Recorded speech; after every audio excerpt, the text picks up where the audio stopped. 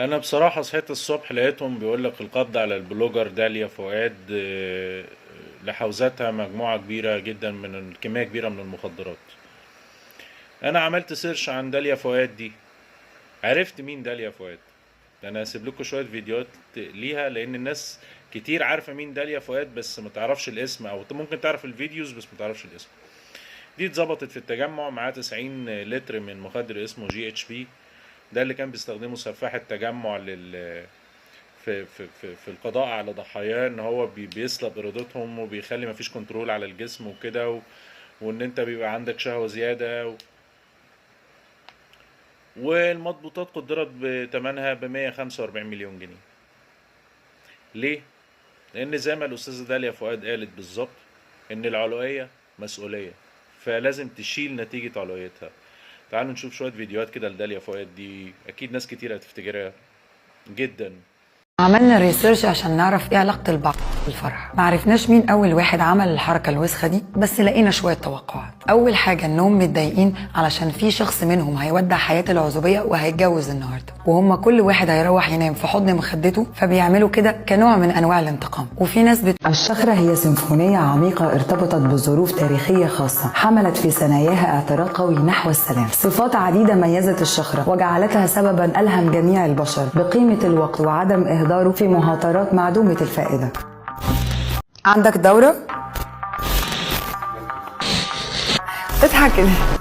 لا حياء في العلم. كلنا عارفين ان من كل شهر في 4 ايام تقريبا البنت بيحصل لها تغيرات هرمونية، بيحصل معاها تعب ونزيف، وده اسمه البريد او الدورة الشهرية. بس اللي ناس كتير ما تعرفوش ان الرجالة كمان بيجيلها البريد. هرمون الذكورة المعروف باسم التستوستيرون مش ثابت، بيحصل له تقلبات على الشخرة هي سيمفونية عميقة ارتبطت بظروف تاريخية خاصة، حملت في ثناياها اعتراض قوي نحو السلام. صفات عديدة ميزت الشخرة وجعلتها سببا ألهم جميع البشر بقيمة الوقت وعدم إهداره في مهاترات معدومة الفائدة.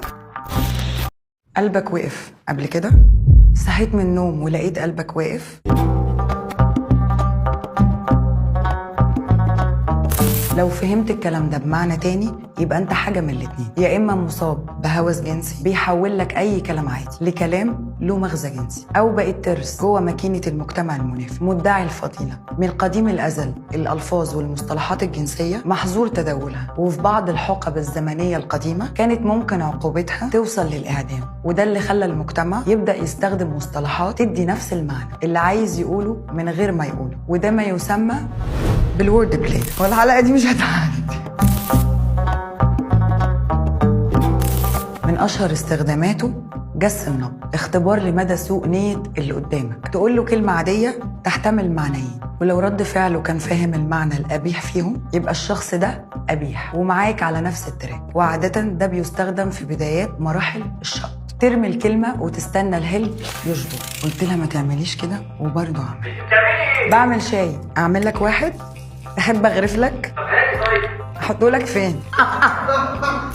والرؤية هي المبرر للكسل مع فقدان القدرة على فعل الفعل. هي الاستسلام الكامل لرغبات الذات في عدم استكمال الأشياء. هي المماطلة والتأجيل المستمر والقيام بحاجات تانية غير المفروض تعملها مع قدر لا بأس به من المرأة. العلوية شاركت في انهيار كتير من الأمم والحضارات وهلاك مجتمعات بأكملها. علويتك لما بتتملك منك بتدمر حياتك الاجتماعية والأسرية والعملية. العلوية هي الخطر والتهديد الأعظم على البشرية. العلوية هي شاب ما فتحش كتاب طول السنة وجاي يذاكر ليلة الامتحان. العلوية هي انك تحبب بنت فيك وفي الاخر تسيبها وتروح تتجوز اللي امك اختارتها لك. العلوية هي شغل يخلص في نص ساعة بتعمله في 3 ايام. العلوية هي السبب الرئيسي اللي بتخلي خطة اليوم تتغير من السيطرة على العالم للنوم لحد العصر. نفسك تصارحها بمشاعرك، نفسك تغير مجال دراستك او شغلك، نفسك تغسل سنانك او تلعب رياضة او تتعلم تعزف على آلة موسيقية. انت مش قادر عشان اسباب كتير، اولها واهمها انك عال. العلوية هي طبع انساني متواجد بداخلنا، ولكن القوي من استطاع ان يتحكم بعلويته، لذا اصبحت العلوية مسؤولية.